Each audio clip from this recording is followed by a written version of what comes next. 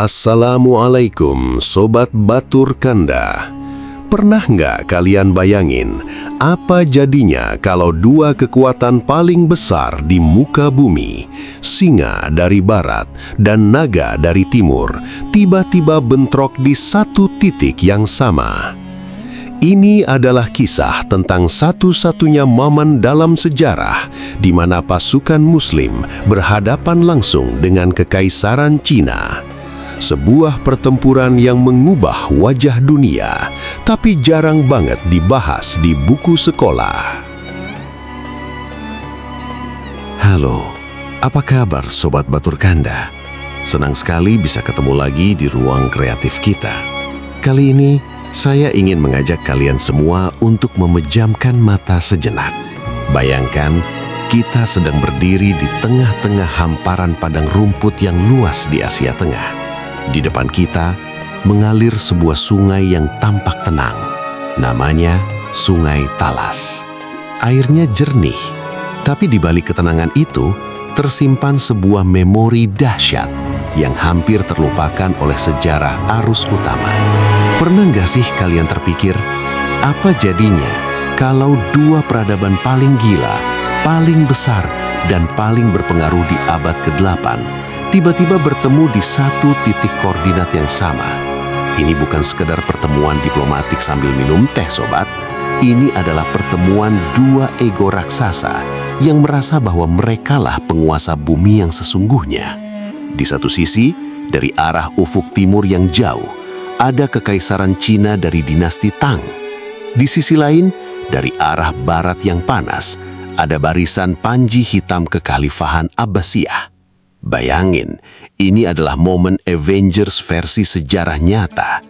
Untuk pertama kalinya, dan uniknya, jadi yang terakhir kalinya juga, pasukan Muslim harus beradu nyawa langsung dengan tentara reguler dari Kekaisaran Cina dalam sebuah perang skala besar.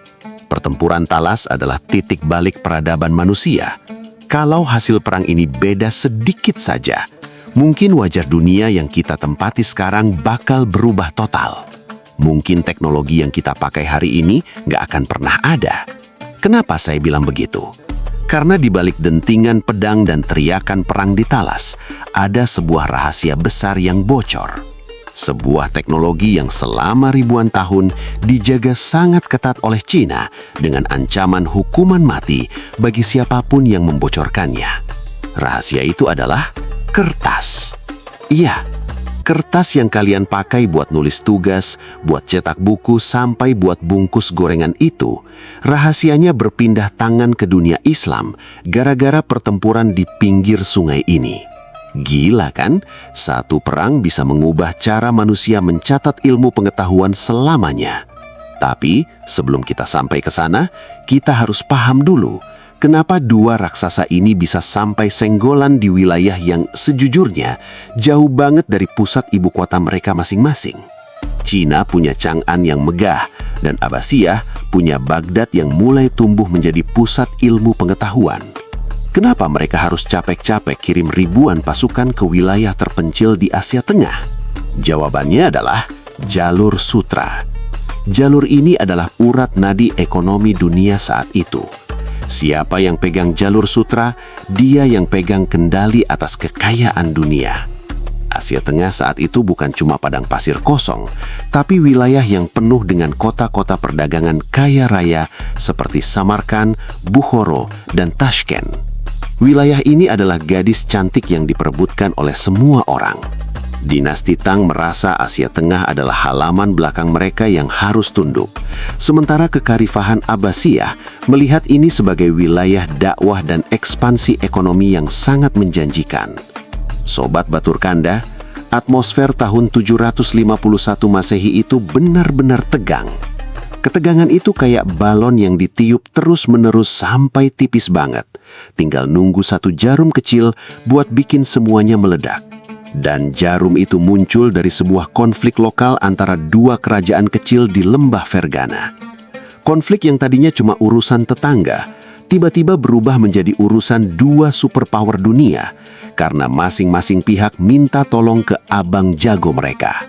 Di bab-bab ke depan, kita bakal membedah siapa saja aktor di balik layar ini. Kita bakal kenalan dengan Jenderal Gao Henzhi, seorang jenderal jenius dari Cina yang punya rekor tempur luar biasa, tapi punya sifat yang jadi bumerang buat dirinya sendiri. Kita juga bakal lihat sosok Ziyad bin Salih, panglima muslim yang tenang tapi mematikan, yang membawa semangat baru di bawah bendera hitam Abbasiyah. Kalian bakal saya ajak melihat gimana rasanya jadi prajurit yang harus jalan kaki ribuan kilometer, pakai baju zirah isi di bawah terik matahari, cuma buat mempertahankan harga diri kekaisaran mereka. Kita bakal bahas taktiknya, pengkhianatannya, sampai momen dramatis di mana air sungai Talas yang jernih itu berubah warna menjadi merah karena darah. Jadi, siapkan kopi kalian, duduk yang nyaman, dan pastikan volume suara kalian pas. Karena cerita ini bukan cuma soal sejarah yang membosankan di buku teks. Ini adalah drama, aksi, dan konspirasi yang benar-benar terjadi di dunia nyata. Di Batur Kanda, kita nggak cuma baca sejarah, kita merasakannya. Kenapa pertempuran ini jarang dibahas di sekolah? Kenapa Cina seolah menghapus memori kekalahan ini dari catatan resmi mereka? Dan kenapa kemenangan ini justru jadi awal dari masa keemasan Islam di bidang sains? Semua jawabannya bakal kita kupas satu persatu. Selamat datang di perjalanan epik ini. Mari kita buka lembaran sejarah yang hilang. Ini adalah pertempuran Talas, saat Timur bertemu Barat dalam sebuah benturan yang mengguncangkan semesta. Oke Sobat Batur Kanda, sekarang bayangin kita lagi buka peta dunia raksasa di tahun 751 Masehi.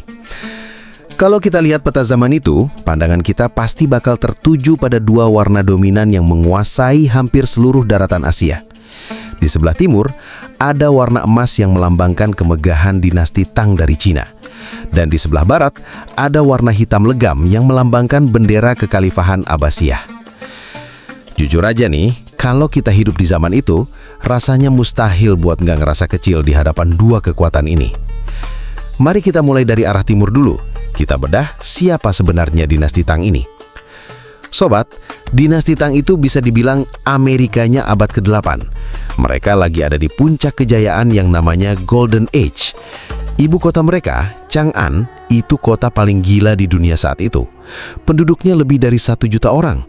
Bayangin, di saat London atau Paris mungkin masih kayak desa besar yang becek, Chang'an sudah punya tata kota yang rapi, pasar internasional yang isinya orang dari berbagai penjuru dunia, sampai universitas-universitas besar. Kaisar Cina saat itu dianggap sebagai putra langit. Kekuasaan mereka nggak cuma soal luas wilayah, tapi soal pengaruh budaya. Teknologi militer mereka, jangan ditanya. Mereka punya pasukan infanteri yang disiplinnya kayak robot, pemanah dengan crossbow yang jangkauannya mematikan.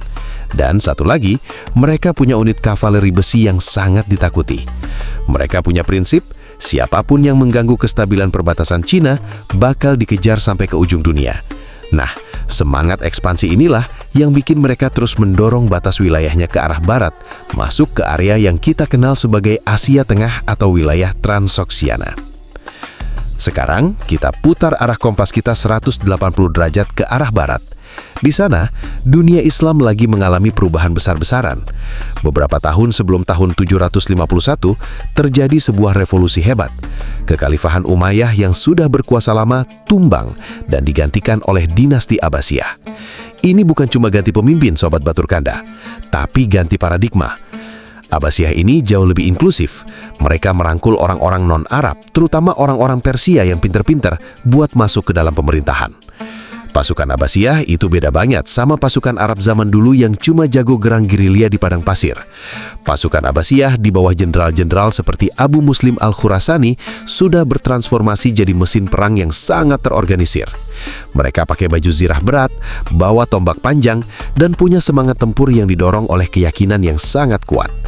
Bagi mereka, wilayah timur bukan cuma soal tanah, tapi soal menyebarkan risalah Islam dan melindungi jalur perdagangan yang sudah mulai mereka kuasai. Nah, sekarang bayangin dua kereta api cepat yang melaju dari arah berlawanan di satu jalur yang sama. Titik temunya ada di Asia Tengah. Wilayah ini sebenarnya dihuni oleh kerajaan-kerajaan kecil yang dipimpin oleh para bangsawan Sogodiana. Orang Sogodia ini pintar dagang. Mereka yang sebenarnya mengoperasikan jalur sutra. Tapi masalahnya, mereka terjepit di antara dua raksasa. Mereka bingung, waduh, kita harus ikut siapa nih? Ikut Kaisar Cina di timur atau ikut Khalifah di barat? Cina, lewat jenderal mereka Gao Xianzi, mulai sering ikut campur urusan internal kerajaan-kerajaan kecil ini. Gao Xianzi ini jenderal yang ambisius banget. Mereka sering pakai taktik adu domba atau langsung pakai kekerasan kalau ada raja lokal yang nggak mau tunduk. Sementara itu, pihak Muslim mulai masuk dengan menawarkan perlindungan dan stabilitas perdagangan. Ini yang bikin situasi makin panas. Kalian harus paham, Asia Tengah itu bukan cuma padang rumput yang isinya kuda doang. Di sana ada kota-kota kaya yang emasnya melimpah. Siapa yang dapat Asia Tengah, dia bakal jadi penguasa ekonomi dunia. Dinasti Tang nggak mau kehilangan sumber pajaknya, dan Abbasiyah nggak mau ada kekuatan asing yang mengancam wilayah perbatasan barunya. Jadi, perang di Sungai Talas itu sebenarnya adalah perang yang sudah ditakdirkan terjadi. Tinggal nunggu siapa yang duluan narik pelatuknya. Mungkin kalian bertanya, Bang, emang mereka nggak bisa damai aja? Kan sama-sama jauh dari rumah? Jawabannya, ego. Di tingkat superpower, gak ada kata mundur. Bagi Kaisar Tang, mundur artinya malu di depan seluruh rakyatnya. Bagi Khalifah, mundur artinya membiarkan musuh mendekat ke arah tanah suci. Inilah yang bikin tahun 751 jadi tahun yang sangat menentukan. Di bab selanjutnya, kita bakal lihat gimana satu percikan api kecil di sebuah kota bernama Tashkent akhirnya menyulut kebakaran besar yang menyeret ribuan nyawa ke lembah Talas. Persiapkan diri kalian, karena ketegangan baru saja dimulai. Jangan kemana-mana, tetap di Batur Kanda. Oke, teman-teman Batur Kanda. Pernah nggak sih kalian ngerasain gara-gara masalah sepele antar tetangga, malah satu komplek jadi ikut ribut? Nah, itulah yang terjadi di Asia Tengah tahun 750-an. Semua bencana ini dimulai dari sebuah tempat yang sangat subur dan cantik, namanya Lembah Felgana. Tapi jangan salah, di balik kecantikannya, lembah ini menyimpan bara api yang siap meledak. Jadi ceritanya gini, di wilayah itu ada dua kerajaan kecil yang saling gak akur. Yang satu namanya Kerajaan Fergana, dan yang satu lagi namanya Kerajaan Chash, atau sekarang kita kenal sebagai Tashkent, ibu kota Uzbekistan. Dua kerajaan ini kayak kucing sama anjing, kerjaannya berantem terus soal perbatasan dan pengaruh. Nah, disinilah letak blunder sejarahnya. Kerajaan Fergana merasa nggak kuat lawan Chash. Akhirnya mereka minta tolong ke abang jago mereka di timur. Siapa lagi kalau bukan Jenderal Gao Xianzi dari dinasti Tang. Gao Xianzi ini seperti yang saya bilang tadi, adalah jenderal yang luar biasa pinter perang, tapi dia juga sangat ambisius dan, jujur aja nih, agak rakus sama harta. Gao Xianzi melihat permintaan tolong dari Fergana ini sebagai pintu masuk emas. Dia pikir, wah, ini kesempatan gue buat dapat harta jarahan sekaligus memperluas pengaruh Cina lebih jauh ke barat.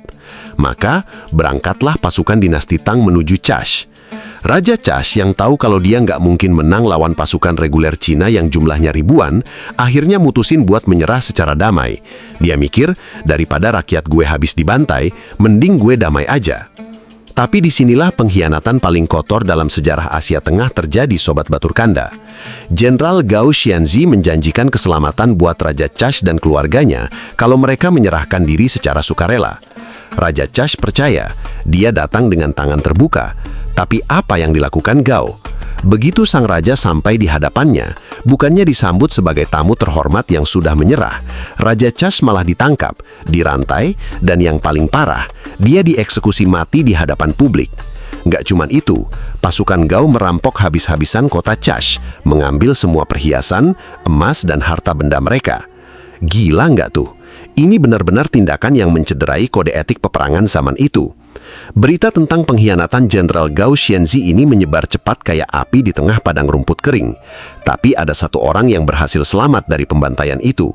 Dia adalah putra dari Raja Chash yang sudah almarhum. Dengan dendam yang membara di dadanya, sang pangeran ini lari ke sekencang-kencangnya ke arah barat. Siapa yang dia tuju? Dia lari ke wilayah yang sudah berada di bawah pengaruh kekhalifahan Abbasiyah.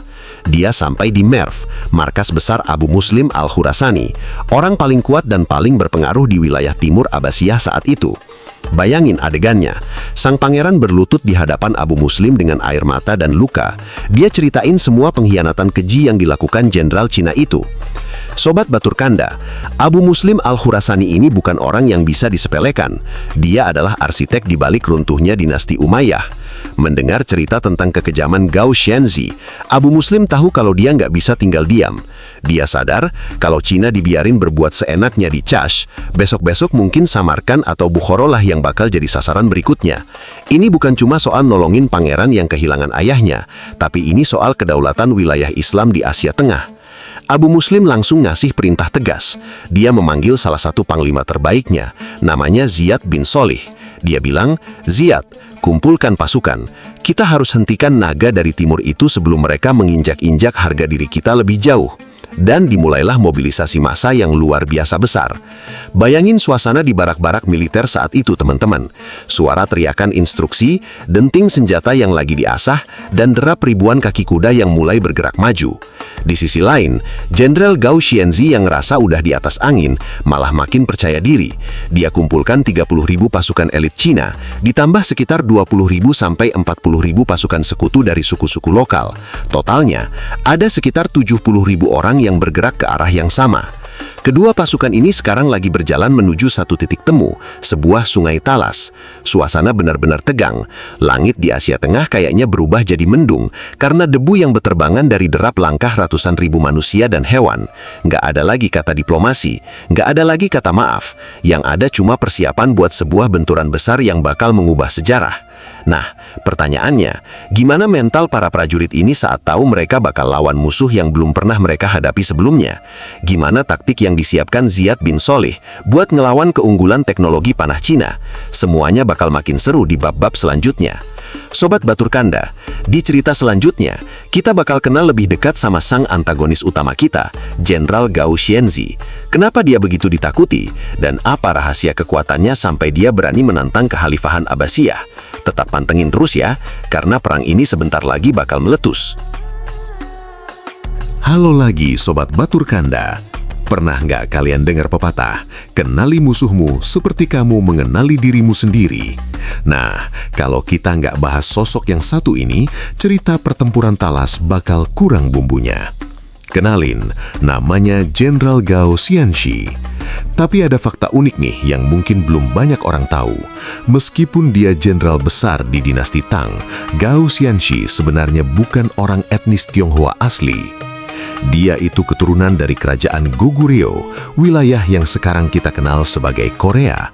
Jadi bayangin deh, seorang pria keturunan Korea yang merantau ke Cina, masuk militer, dan berkat kejeniusannya, dia berhasil naik pangkat sampai jadi komandan tertinggi di wilayah perbatasan barat. Dia ini ibarat imigran sukses yang jadi tangan kanan kaisar dalam urusan perang. Luar biasa kan? Kenapa Gao Xianzi begitu ditakuti di seluruh Asia Tengah? Jawabannya bukan cuma karena dia kejam, tapi karena dia punya kemampuan logistik dan strategi yang di luar nalar manusia zaman itu. Beberapa tahun sebelum perang di Sungai Talas, tepatnya tahun 747 Masehi, Gao melakukan sebuah misi yang dianggap mustahil. Dia memimpin 10.000 pasukan melewati pegunungan Pamir dan pegunungan Karakorum. Sobat Batur Kanda, pegunungan Pamir itu dijuluki atap dunia, tingginya lebih dari 7.000 meter di atas permukaan laut. Bayangin, di zaman itu nggak ada helikopter, nggak ada jaket waterproof yang canggih, tapi Gao Xianzi berhasil bawa ribuan pasukan beserta kuda-kuda mereka nanjak gunung salju yang super dingin, cuma buat nyergap musuh dari arah yang nggak disangka-sangka. Kemenangan itu bikin nama Gao Xianzi jadi legenda. Orang-orang lokal di Asia Tengah sampai mikir kalau Gao ini punya kekuatan sihir, karena gimana caranya tentara manusia bisa lewat gunung setinggi itu. Nah, sekarang coba kita lihat alat perang yang dibawa Gao Xianxi. Ini penting banget buat kalian visualisasikan di konten YouTube kalian. Pasukan dinasti Tang itu bukan gerombolan orang bawa pisau dapur. Mereka adalah mesin perang profesional. Mereka pakai baju zirah lamelar, lempengan-lempengan besi atau kulit yang disusun kayak sisik ikan.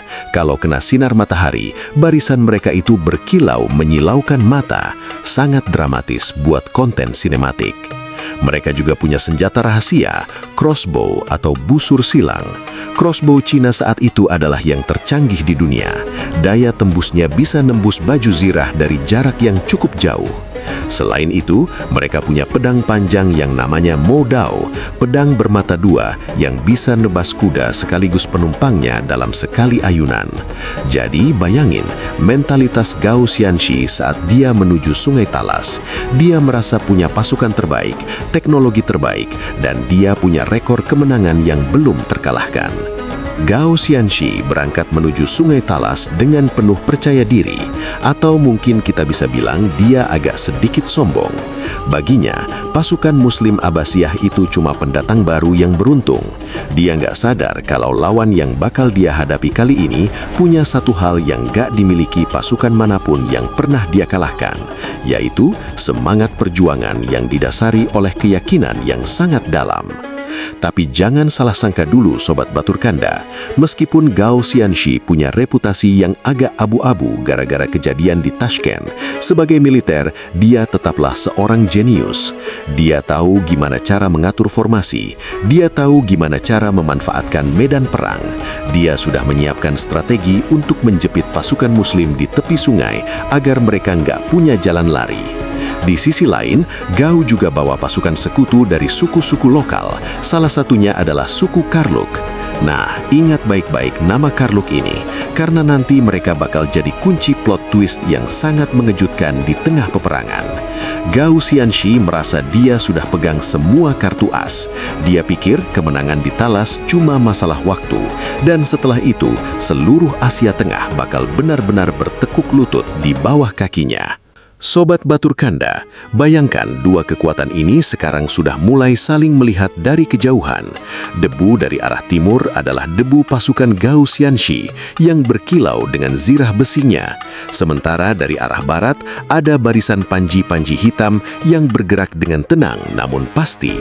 Atmosfernya benar-benar berat, bahkan burung-burung di langit pun kayaknya takut buat lewat di atas lembah itu. Gao Xianxi sudah duduk di atas kudanya, melihat ke arah garis depan. Dia tersenyum kecil, merasa sejarah besar akan kembali mencatatkan namanya. Tapi apakah benar begitu? Apakah kejeniusan Gao Xianxi cukup buat meredam singa-singa padang pasir yang dipimpin oleh Ziyad bin Salih? Penasaran gimana sosok Ziyad bin Salih yang bakal jadi lawan tanding Gao Xianxi? Dan apa yang dia siapkan buat nahan gempuran crossbow Cina yang mematikan itu? Jangan pindah kemana-mana, karena di bab selanjutnya kita bakal bedah profil sang panglima muslim yang tenang tapi mematikan. Tetap di Batur Kanda, karena sejarah baru saja akan dimulai. Halo lagi teman-teman kreatif Batur Kanda. Masih semangat kan?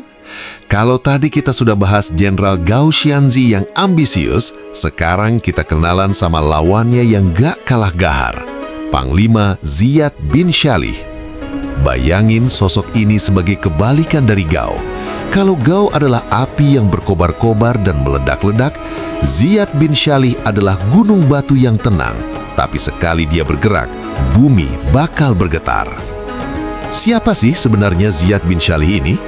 Nah, Sobat Batur Kanda, Ziyad adalah salah satu pilar utama di wilayah Khurasan.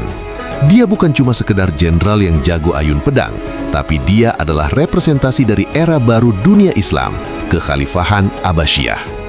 Ingat nggak, saya sempat bilang kalau Abbasiyah itu lebih inklusif? Nah, pasukan Ziyad ini adalah buktinya. Di bawah kepemimpinannya, gak cuma ada orang Arab, tapi banyak banget pejuang dari Persia dan suku-suku lokal Asia Tengah yang sudah masuk Islam. Mereka ini punya satu visi yang sama, menjaga kehormatan wilayah mereka dari penjajahan asing. Sobat Batur Kanda, Kalian harus bayangin gimana vibe atau aura pasukan Muslim saat itu. Mereka ini disebut sebagai pasukan Panji Hitam. Kenapa hitam? Karena itu adalah simbol dari Abbasiyah. Bayangin di tengah padang rumput yang hijau kekuningan, tiba-tiba muncul ribuan orang yang semuanya pakai jubah hitam dan bawa bendera hitam besar yang berkibar ditiup angin. Jujur aja, ngelihatnya aja sudah bikin merinding kan? Aura mereka itu sangat intimidatif, sangat misterius, tapi sekaligus sangat tenang. Secara militer, pasukan Ziyad ini punya keunggulan yang bikin pasukan Cina nanti bakal kaget. Mereka punya kavaleri berat yang sangat legendaris. Pasukan berkuda Muslim saat itu sudah pakai pelindung yang kuat, tapi tetap lincah. Mereka jago banget melakukan serangan kilat atau hit and run. Dan yang paling penting, semangat mereka. Mereka punya mentalitas kemenangan atau syahid. Buat mereka, mati di medan perang bukan akhir dari segalanya, tapi justru sebuah kemuliaan. Mental baja kayak gini yang gak bisa dibeli pakai emas atau teknologi secanggih apapun. Ziyad bin Syalih tahu kalau lawan yang dia hadapi bukan lawan sembarangan. Dia sudah dapat laporan intelijen kalau Gao Xianzi bawa puluhan ribu pasukan dengan busur silang yang mematikan. Tapi Ziyad gak panik. Dia bukan tipe jenderal yang cuma mau pamer kekuatan. Dia justru banyak dengerin masukan dari anak buahnya. Dia sangat dihormati karena keadilannya. Pasukan Ziyad itu sangat loyal. Mereka bukan bertempur demi harta rampasan, tapi mereka bertempur demi pemimpin yang mereka cintai dan demi keyakinan mereka. Sobat Batur Kanda, ada satu momen yang sangat menarik buat kalian ceritain di video nanti. Bayangin, Ziyad lagi duduk di tendanya di depan sebuah peta kulit yang sudah agak usang. Di sampingnya ada Abu Muslim Al-Khurasani. Abu Muslim bilang ke Ziyad, "Ziyad, dunia sedang melihat kita. Kalau kita kalah di sini, maka jalan menuju pusat Islam akan terbuka lebar buat mereka." Ziyad cuma mengangguk pelan, memegang hulu pedangnya dan menjawab dengan suara rendah tapi tegas, "Dengan izin Allah, Sungai Talas akan jadi saksi bahwa naga tidak akan pernah bisa menelan matahari." Wih, mantep banget gak tuh? Kalimat-kalimat kayak gitu bakal bikin penonton kalian merinding, sobat. Ziyad mulai mengatur formasinya. Dia menempatkan pasukan infanteri dengan tombak panjang di depan untuk menahan terjangan kavaleri Cina. Dia juga menaruh kavaleri temanahnya di posisi yang strategis buat melakukan manuver dari samping. Dia nggak mau buru-buru menyerang. Dia tahu dalam perang sebesar ini, kesabaran adalah kunci. Ziyad juga sangat cerdik secara politik. Sambil menyiapkan pasukan, dia terus menjalin komunikasi dengan suku-suku lokal yang merasa sakit hati sama Cina, termasuk suku Karluk yang ada di barisan Gao Xianzi. Ziyad mengirim pesan-pesan rahasia. Intinya bilang, "Kenapa kalian mau jadi budak orang asing yang mengkhianati janji? Bergabunglah dengan saudara-saudaramu." Ini adalah perang mental, teman-teman. Ziyad menyerang musuh nggak cuma pakai pedang, tapi juga pakai strategi psikologis. Jadi, sekarang bayangin kondisinya. Di satu sisi ada Gao Xianzi dengan segala kemewahan dan teknologi militernya. Di sisi lain, ada Ziyad bin Syalih dengan kesederhanaan, ketenangan, dan keyakinan bajanya. Dua kutub ini sudah semakin dekat, hanya terpisah oleh aliran Sungai Talas yang dingin. Matahari mulai tenggelam memberikan warna merah darah di cakrawala, seolah-olah alam sedang memberi pertanda tentang apa yang akan terjadi besok pagi. Ziyad bin Syalih berdiri di depan pasukannya saat fajar mulai menyingsikan. Dia tidak memberikan pidato yang panjang lebar. Dia cuma meminta mereka untuk merapatkan barisan dan mengingat untuk siapa mereka bertempur. Suara takbir mulai berkumandang rendah, bergetar di seluruh lembah, membalas suara genderang perang Cina yang mulai bertalu-talu dari arah timur. Sobat Batur Kanda, inilah saat yang kita tunggu-tunggu. Dua raksasa sudah saling berhadapan. Pedang sudah ditarik, busur sudah dikokang. Di bab selanjutnya, kita bakal masuk ke detik-detik yang sangat mencekam. Hari pertama pertempuran. Bagaimana rasanya saat dua gelombang manusia ini berbenturan pertama kalinya? Apa yang terjadi saat panah-panah Cina mulai menghujani pasukan Muslim? Jangan sampai lewatkan bab selanjutnya, Long March menuju Sungai Talas, di mana kita akan melihat betapa beratnya perjuangan mencapai medan laga sebelum darah benar-benar tumpah. Tetap di Batur Kanda, tempat sejarah diceritakan dengan rasa. Halo lagi, Sobat Batur Kanda. Pernah nggak kalian jalan kaki jauh banget, Mungkin pas lagi mendaki gunung atau sekedar Car Free Day, terus ngerasa kaki kalian kayak mau lepas. Nah, sekarang coba kalikan rasa lelah itu 1000 kali lipat. Itulah yang dirasakan oleh ratusan ribu manusia di musim panas tahun 751 Masehi. Kita sering fokus ke saat pedang beradu, tapi kita lupa kalau bagian paling berat dari perang sebenarnya adalah perjalanan menuju medan perangnya itu sendiri. Bayangin kondisinya teman-teman. Asia Tengah saat itu adalah wilayah yang sangat menantang. Siang harinya, matahari membakar kulit sampai mengelupas. Tapi begitu malam datang, suhu bisa turun drastis sampai bikin tulang menggigil. Nggak ada aspal, nggak ada minimarket buat beli air dingin. Yang ada cuma padang rumput yang luasnya nggak habis-habis dan debu yang terbang setiap kali kaki melangkah, masuk ke hidung, ke tenggorokan, sampai bikin napas terasa sesak.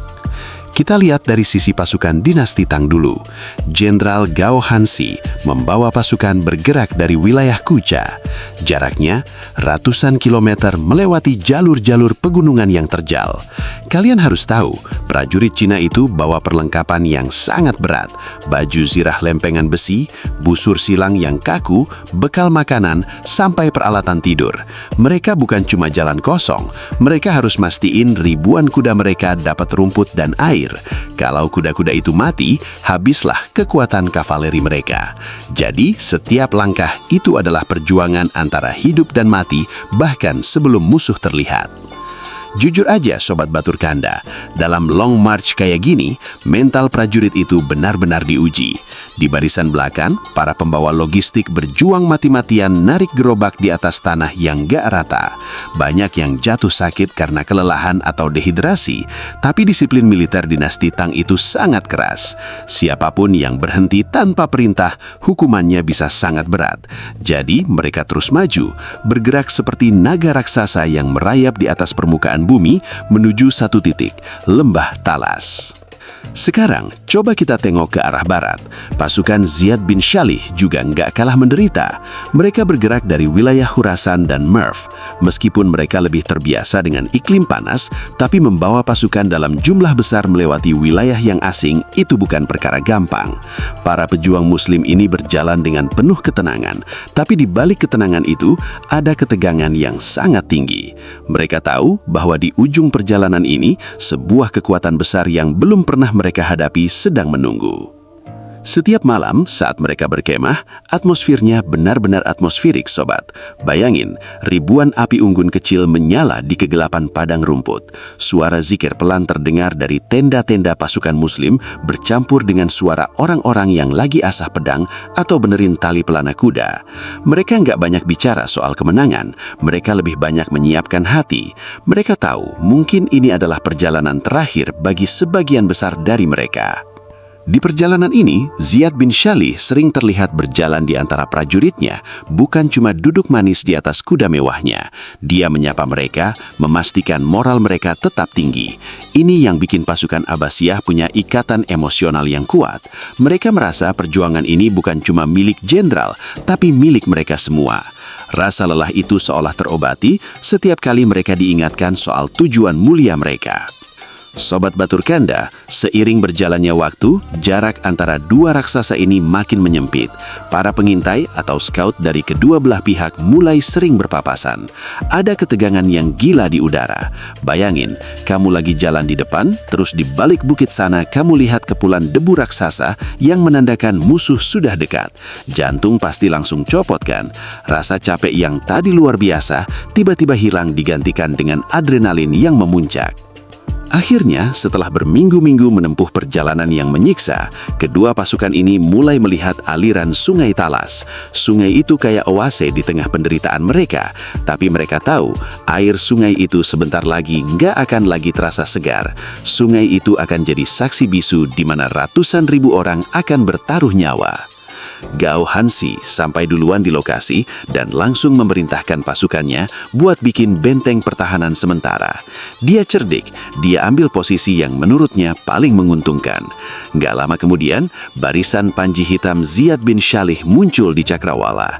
Tanpa suara trompet yang berlebihan, mereka mulai membentuk formasi berhadap-hadapan langsung dengan tembok perisai Cina. Dunia seolah berhenti berputar saat itu, teman-teman. Suara angin yang tadinya menderu tiba-tiba terasa sunyi. Yang terdengar cuma detak jantung ratusan ribu manusia yang lagi berdiri saling menatap dari kejauhan. Semua kelelahan selama perjalanan tadi seolah menguap, berganti dengan fokus total pada satu hal, bertahan hidup dan menang. Sobat Batur Kanda, inilah akhir dari perjalanan panjang mereka. Babak persiapan sudah selesai, langkah kaki sudah berhenti, dan sekarang giliran senjata yang akan bicara. Kita sudah sampai di gerbang neraka peperangan. Apakah pasukan Muslim yang lelah sanggup menahan gempuran awal dari pasukan elit dinasti Tang yang sudah posisi siaga? Dan apa yang terjadi di menit-menit pertama saat perintah serbu diteriakan? Siapkan diri kalian, karena di bab selanjutnya kita akan masuk ke inti badai. Bab selanjutnya, hari pertama, benturan baja di tepi sungai. Suasana akan berubah dari lelah menjadi ledakan energi yang luar biasa. Tetap di Batur Kanda, karena sejarah sesungguhnya baru saja mulai. Sobat Batur Kanda, bayangin kalian lagi berdiri di garis depan. Di sebelah kanan kalian adalah sahabat seperjuangan. Di sebelah kiri adalah panji hitam yang berkibar hebat. Di depan kalian, berjarak cuma sekitar 100 meter, ada tembok manusia berbaju besi yang berkilau. Tiba-tiba, suara sunyi yang tadi kita bahas di bab sebelumnya pecah berkeping-keping. Jenderal Gao Xianzi mengangkat pedang panjangnya tinggi-tinggi ke langit, dan dalam sekejap, ribuan pemain drum Cina memukul perkusi mereka secara bersamaan. Dum, dum, dum. Suaranya kayak guntur yang turun ke bumi. Nggak mau kalah, dari arah barisan Muslim terdengar pekikan takbir yang membahana, Allahu Akbar, yang disambit oleh gemuruh suara ribuan prajurit. Ini bukan lagi soal teori sejarah, ini soal benturan dua peradaban. Tanpa nunggu lama, Gao Xianzi langsung ngasih perintah pertama yang paling ditakuti, lepaskan panah. Kalian harus lihat ini secara visual di bayangan kalian. Ribuan unit crossbow atau busur silang Cina yang tadi kita bahas ditembakkan secara serentak. Sobat, langit di atas sungai Talas yang tadinya biru cerah tiba-tiba berubah jadi gelap. Bukan karena mendung, tapi karena tertutup oleh jutaan anak panah yang terbang menuju arah pasukan Muslim. Suaranya bukan lagi whoosh, tapi kayak suara hujan deras yang jatuh ke atap seng. Cuma bedanya, ini adalah hujan besi yang mematikan. Sret, sret, jelep. Panglima Ziyad bin Salih langsung teriak, rapatkan perisai. Pasukan Muslim langsung membentuk formasi kura-kura, melindungi diri mereka di bawah tembok kayu dan besi. Tapi busur silang Cina itu gila banget kekuatannya. Beberapa anak panah berhasil nembus perisai dan baju zirah. Teriakan kesakitan mulai terdengar, tapi barisan itu nggak goyah. Mereka tetap maju perlahan, selangkah demi selangkah di bawah guyuran hujan panah yang nggak berhenti-berhenti. Begitu jarak kedua pasukan makin dekat, sekitar 10 meter lagi, Gao Xianzi teriak, serbu! Dan saat itulah benturan fisik pertama terjadi. Berak! Bayangin suara dua tembok raksasa yang saling tabrakan. Pasukan infanteri Cina dengan perisai besar dan tombak panjang mereka bertemu langsung dengan pedang-pedang melengkung dan tombak-tombak kavaleri Muslim. Ini adalah kekacauan total, sobat. Debu berterbangan tinggi sampai kita hampir nggak bisa bedain mana kawan, mana lawan. Bau keringat, bau debu, dan bau karat besi bercampur jadi satu di udara.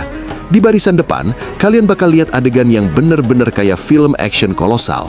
Pedang-pedang modau milik Cina yang panjangnya minta ampun itu mengayun dengan ganas, nebas apapun yang ada di depannya. Tapi pasukan Muslim gak tinggal diam. Mereka punya teknik bertahan dan serangan balik yang sangat efisien. Mereka masuk ke celah-celah formasi Cina dengan lincah. Denting pedang yang beradu itu suaranya konstan. Teng, teng, teng, berpadu dengan teriakan perintah dari para komandan lapangan. Gao Xianzi mulai ngerasa kalau infanterinya butuh bantuan. Dia kirim kavaleri elitnya buat nabrak barisan samping pasukan Muslim. Tapi Ziyad bin Salih sudah baca gerakan itu. Dia kirim kavaleri berat panji hitam buat nyambut serangan itu. Nah, ini momen yang paling ikonik. Kuda ketemu kuda.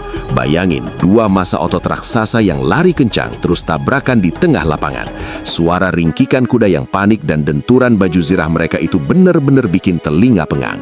Sobat Batur Kanda, pertempuran di hari pertama ini benar-benar seimbang. Cina punya keunggulan di jumlah panah dan kedisiplinan formasi, tapi pasukan Muslim punya daya tahan mental dan kemampuan tempur individu yang luar biasa. Berkali-kali Cina coba jebol pertahanan Ziyad, tapi berkali-kali juga mereka dipukul mundur. Sebaliknya, saat kavaleri Muslim coba muter ke belakang, pasukan pemanah Cina sudah siap siaga buat bikin mereka mundur lagi. Matahari mulai naik ke tengah langit, panasnya makin gak karuan. Luka-luka di tubuh para prajurit sudah gak kerasa lagi karena adrenalin yang terlalu tinggi. Mereka cuma tahu satu hal, ayunkan senjata atau kamu yang kena ayun. Di pinggir sungai, air yang tadinya jernih mulai berubah warna. Alirannya mulai membawa darah yang mengalir dari tepi lapangan. Ini benar-benar pemandangan yang ngeri, tapi sekaligus menunjukkan betapa seriusnya perang ini. Sampai sore hari, intensitas perang gak turun sedikit pun. Gao Xianzi mulai ngerasa heran. Siapa orang-orang ini? Kenapa mereka gak takut mati? Kenapa barisan mereka gak pecah padahal sudah dihujani ribuan panah? Di sisi lain, Ziyad bin Salih juga ngakuin kehebatan lawan. Cina bukan cuma jago dagang, mereka benar-benar petarung yang disiplin. Akhirnya, begitu matahari mulai terbenam dan cahaya mulai hilang, kedua belah pihak ditiupkan trompet buat mundur sementara. Ini adalah kode etik perang zaman dulu.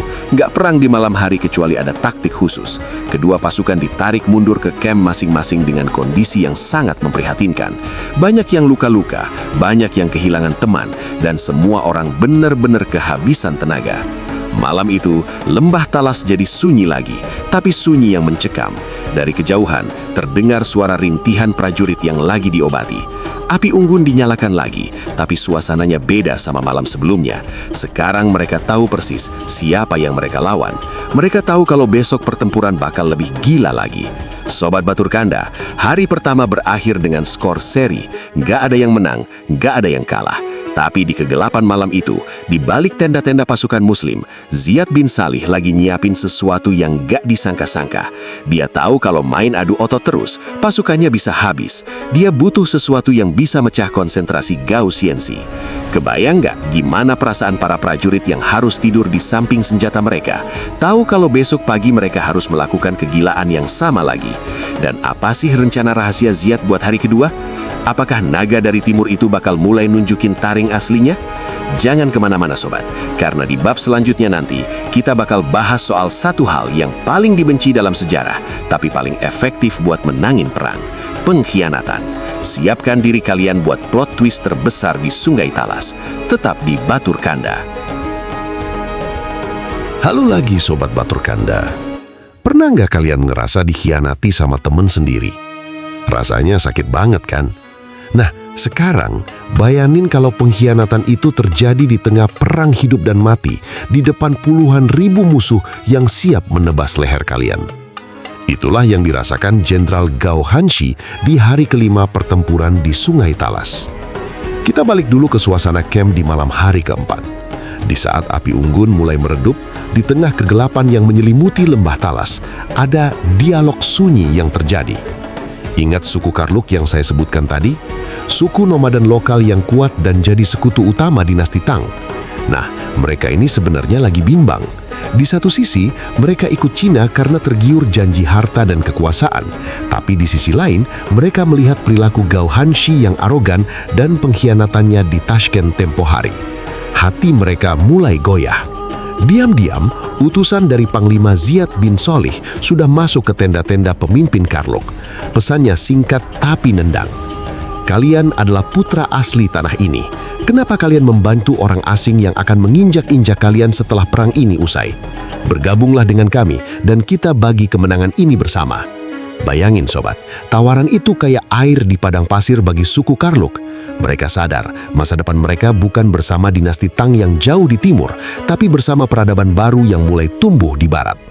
Pagi hari kelima pun tiba, matahari muncul dengan warna jingga yang pekat, seolah tahu akan ada drama besar. Jenderal Gao Hanshi dengan zirah emasnya yang berkilau sudah siap di barisan belakang, memberikan komando untuk serangan pemungkas. Dia sangat percaya diri karena posisi suku Karluk berada di sayap pasukannya, posisi yang sangat vital untuk menjaga stabilitas formasi Cina. Gao berpikir, hari ini sejarah akan mencatat namaku sebagai penakluk Asia Tengah. Perang pecah lagi, suaranya lebih berisik dari hari-hari sebelumnya. Teriakan, denting baja, dan ringkikan kuda memenuhi udara. Pasukan Muslim Abbasiyah menyerang dengan kekuatan penuh dari depan. Mereka seolah nggak punya rasa takut, menerjang tembok perisai Cina berkali-kali. Di saat pertempuran lagi panas-panasnya, di saat semua fokus prajurit Cina tertuju ke depan, tiba-tiba sebuah keajaiban atau bencana terjadi. Sobat Batur Kanda, bayangin posisi Jenderal Gao. Dia lagi asyik lihat barisan depannya, lalu tiba-tiba dia dengar teriakan histeris dari arah samping. Dan belakang, dia menoleh dan matanya melotot nggak percaya. Suku Karluk, sekutu yang dia bangga-banggakan, tiba-tiba memutar arah kuda mereka. Bukannya menyerang pasukan Muslim, mereka malah menghunuskan senjata ke arah punggung prajurit Cina sendiri. Ini yang namanya plot twist paling berdarah dalam sejarah. Pasukan Cina benar-benar terjepit. Bayangin, dari depan mereka dihantam habis-habisan oleh kavaleri panji hitam Ziyad bin Solih, dan dari belakang mereka ditusuk oleh mantan sekutu mereka sendiri. Formasi yang tadinya rapi, disiplin dan kokoh seketika berubah jadi bubur. Chaos total, nggak ada lagi koordinasi, yang ada cuma kepanikan luar biasa. Prajurit Cina yang tadinya fokus menangkis serangan dari depan, tiba-tiba ambruk karena tombak suku Karluk menembus punggung mereka. Suara teriakan pengkhianat menggema di seluruh lembah, tapi sudah terlambat. Ziyad bin Solih yang melihat momen ini langsung memberikan perintah terakhir. Allahu Akbar, serang semuanya. Pasukan Muslim Abbasiyah merangsek masuk kayak air bah yang menjebol bendungan. Mereka melihat celah yang dibuat oleh suku Karluk dan gak menyia-nyiakannya. Kavaleri berat Muslim masuk ke jantung pertahanan Cina.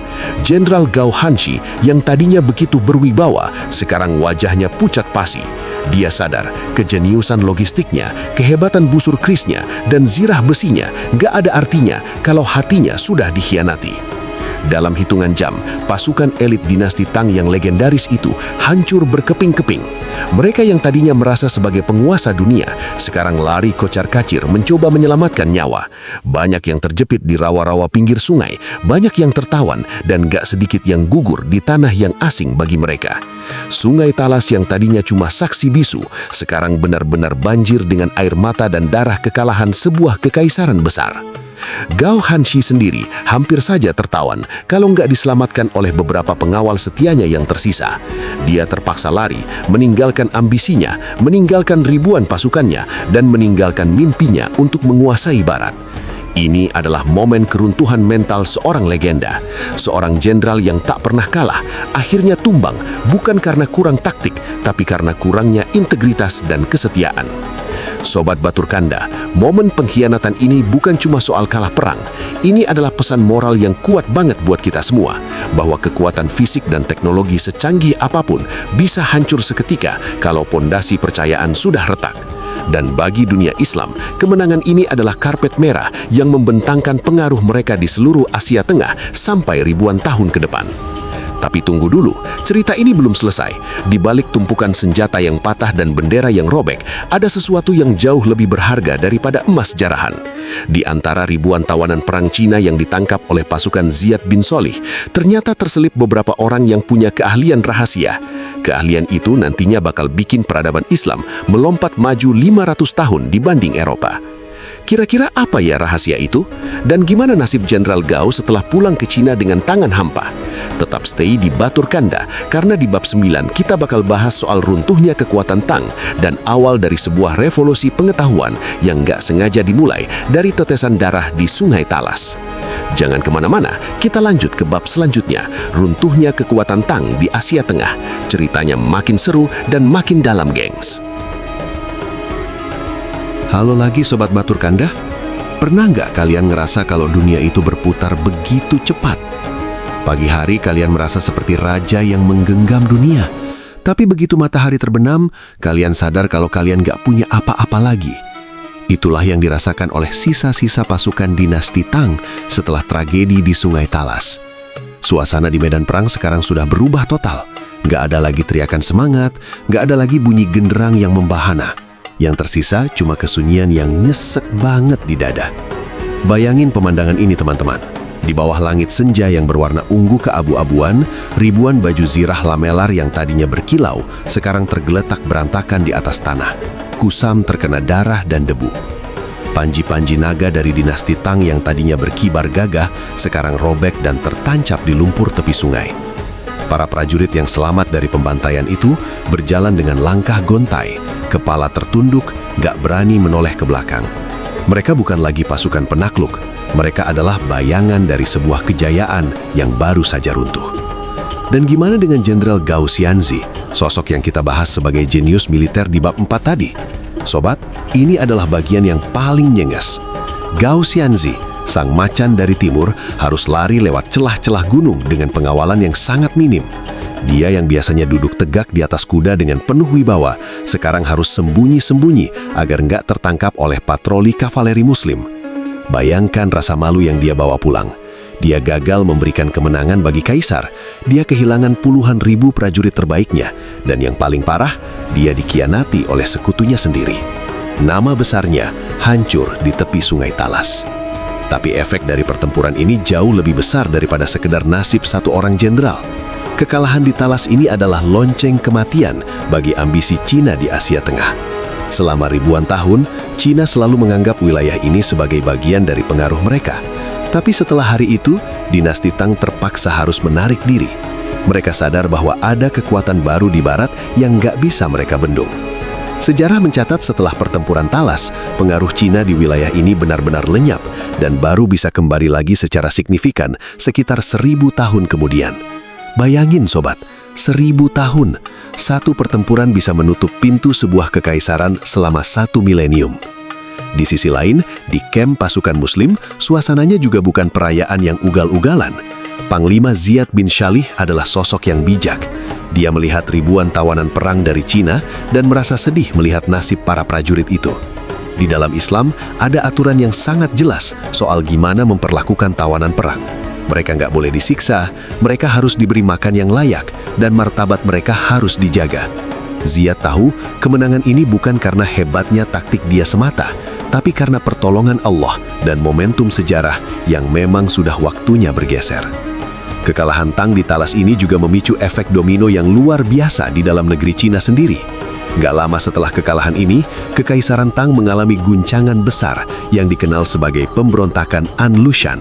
Kekuasaan mereka yang tadinya stabil jadi goyah karena moral militer yang turun dan biaya perang yang terlalu besar. Dinasti Tang yang tadinya dianggap sebagai puncak peradaban manusia mulai masuk ke masa-masa suramnya. Inilah yang saya maksud dengan runtuhnya kekuatan Tang. Sebuah raksasa yang tadinya berdiri kokoh sekarang mulai berjalan tertatih-tatih. Sobat Batur Kanda, dari sudut pandang sejarah, momen ini adalah saat di mana tongkat estafet peradaban berpindah tangan. Asia Tengah yang tadinya kental dengan pengaruh Buddha dan kultur Cina mulai bertransformasi menjadi jantung baru dunia Islam. Kota-kota seperti Samarkand, Tashkent, dan Bukhara perlahan-lahan berubah menjadi pusat ilmu pengetahuan, perdagangan, dan spiritualitas Muslim. Tanpa kemenangan di Talas, mungkin peta penyebaran Islam di Asia tidak akan seperti yang kita lihat hari ini. Tapi ada satu hal yang bikin saya merenung, teman-teman. Di balik semua urusan politik dan peta kekuasaan itu, ada ribuan keluarga di Cina yang gak pernah lagi melihat ayah atau anak mereka pulang. Ada ribuan prajurit Muslim yang juga gugur dan dimakamkan di tanah yang jauh dari kampung halaman mereka. Sejarah memang ditulis oleh pemenang, tapi setiap hurufnya seringkali dibasahi oleh air mata mereka yang kalah dan mereka yang berkorban. Ziyad bin Shalih berdiri di tepi Sumbai saat malam mulai larut, menatap aliran air yang perlahan-lahan mulai membersihkan sisa-sisa darah. Dia tahu tugasnya belum selesai. Menang perang itu sulit, tapi menjaga kedamaian setelah perang jauh lebih sulit. Dia harus mengurus ribuan tawanan, dia harus menstabilkan wilayah yang baru saja bergejolak, dan dia harus memastikan bahwa kemenangan ini membawa manfaat bagi peradaban. Nah, bicara soal manfaat peradaban, inilah yang bakal jadi inti dari bab terakhir kita nanti. Di antara kerumunan tawanan perang yang tertunduk lesu itu, Ziyad menemukan sesuatu yang jauh lebih berharga daripada seluruh emas di perbendaharaan dinasti Tang. Sesuatu yang akan mengubah cara manusia berpikir, belajar, dan mencatat sejarah untuk selama-lamanya. Kira-kira apa sih yang ditemukan Ziyad di antara para tawanan Cina itu? Dan gimana sebuah benda sederhana bisa bikin peradaban Islam memimpin dunia selama ratusan tahun ke depan? Jangan bergeser dulu Sobat Batur Kanda. Kita akan masuk ke bagian paling inspiratif dari seluruh rangkaian cerita ini. Bab terakhir, warisan tak terduga, rahasia kertas. Ini adalah penutup yang bakal bikin kalian sadar bahwa terkadang dari sebuah tragedi perang lahir sebuah anugerah bagi seluruh umat manusia. Tetap di sini karena bagian akhir ini adalah alasan kenapa kita harus bangga dengan sejarah kita.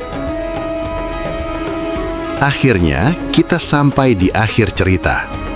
Kalian tahu nggak apa hal yang paling berharga di dunia ini? Emas, intan, atau wilayah yang luas? Bagi para penguasa zaman dulu, mungkin jawabannya adalah itu semua. Tapi bagi peradaban, ada satu hal yang jauh lebih mahal, yaitu informasi. Setelah debu di Sungai Talas mereda, ribuan tawanan perang dari dinasti Tang dibawa ke kota Samarkand. Disinilah keajaiban itu terjadi. Panglima Ziyad bin Shalih saat memeriksa para tawanan menemukan sesuatu yang sangat menarik.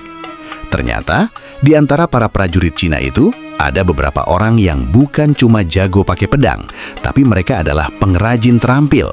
Dan rahasia yang mereka bawa di kepala mereka adalah sesuatu yang sudah dijaga ketat oleh Kaisar Cina selama berabad-abad, yaitu teknologi pembuatan kertas. Bayangin deh Sobat Batir Kanda, sebelum kejadian ini, orang-orang di dunia barat dan timur tengah kalau mau nulis itu susah banget. Mereka pakai perkamen atau kulit hewan yang harganya selangit, atau pakai papirus yang gampang rusak dan cuma tumbuh di Mesir. Bayangin, kalau kalian mau nulis satu buku, kalian mungkin butuh kulit dari puluhan ekor kambing. Mahal banget kan? Makanya, ilmu pengetahuan zaman dulu cuma milik orang-orang super kaya atau para pendeta. Tapi para pengrajin Cina yang tertawan ini mulai mengajarkan rahasia mereka kepada orang-orang Muslim di Samarkand. Mereka nggak pakai kulit hewan lagi, tapi pakai serat tanaman, rami, dan kain percah. Hasilnya, kertas yang halus, ringan, tahan lama, dan yang paling penting, murah banget. Samarkand seketika berubah jadi pabrik kertas pertama di dunia Islam. Dari Samarkand, teknologi ini lari ke Baghdad, lalu ke Kairo, sampai ke Andalusia di Spanyol. Inilah yang memicu peledakan Golden Age atau zaman keemasan Islam. Karena kertas jadi murah, orang-orang mulai berlomba-lomba nulis buku. Ilmu kedokteran, matematika, astronomi, sampai filsafat, semuanya dicatat dan disebarkan ke seluruh penjuru dunia. Perpustakaan-perpustakaan raksasa seperti Bait al-Hikmah di Baghdad bisa berdiri karena adanya kertas. Tanpa pertempuran Talas, mungkin revolusi ilmu pengetahuan ini bakal tertunda ratusan tahun lagi. Kertas adalah internet pada zamannya, dan dunia Islamlah yang pertama kali menyebarkannya ke seluruh dunia. Sobat Batur Kanda, coba kalian lihat kertas yang ada di depan kalian sekarang, atau buku-buku yang kalian baca sekarang. Di balik setiap lembaran itu ada jejak kaki para prajurit di Sungai Talas. Ada tetesan keringat para pengrajin di Samarkand. Sejarah itu keren banget ya. Sebuah peperangan yang tadinya penuh darah malah berakhir dengan lahirnya alat komunikasi paling penting bagi umat manusia. Allah punya cara yang sangat unik untuk mengatur dunia. Terkadang lewat benturan lahir sebuah pencerahan. Jenderal Gao Xianzi mungkin pulang dengan rasa malu, dan dinasti Tang mungkin kehilangan wilayahnya di Asia Tengah. Tapi dunia mendapatkan sesuatu yang lebih besar. Peradaban Islam membuktikan bahwa mereka bukan cuma penakluk, tapi juga pelindung dan pengembang ilmu pengetahuan. Mereka mengambil yang terbaik dari timur, menggabungkannya dengan nilai-nilai mulia dari barat, dan memberikannya kepada kita semua hari ini. Panglima Ziyad bin Shalih dan pasukannya mungkin gak pernah menyangka kalau kemenangan mereka bakal punya efek sampai ke tangan kita yang hidup di tahun 2026 ini. Tapi itulah sejarah. Setiap tindakan kita hari ini, sekecil apapun, bisa jadi adalah bibit untuk pohon raksasa di masa depan. Kemenangan di Talas bukan cuma soal pedang yang lebih tajam, tapi soal pikiran yang lebih terbuka untuk kemajuan. Sobat Batur Kanda, selesai sudah pembahasan kita tentang pertempuran Talas. Dari lembah yang jauh di Kirgistan sampai ke lembaran buku yang kita baca hari ini. Saya harap cerita ini nggak cuma jadi tontonan, tapi jadi motivasi buat kita semua, bahwa di tengah konflik apapun, kita harus selalu mencari cara untuk memberikan manfaat bagi sesama. Karena pada akhirnya, yang akan diingat sejarah bukan siapa yang membunuh paling banyak, tapi siapa yang memberi ilmu paling banyak. Terima kasih sudah setia mengikuti perjalanan epik ini di channel Batur Kanda. Jangan lupa untuk terus belajar, Terus berkarya dan jangan pernah lupakan sejarah. Karena dengan mengenal masa lalu, kita jadi tahu kemana harus melangkah di masa depan. Saya pamit dulu, sampai ketemu di cerita sejarah Islami lainnya yang gak kalah seru. Wassalamualaikum warahmatullahi wabarakatuh. Salam kreatif, salam Batur Kanda.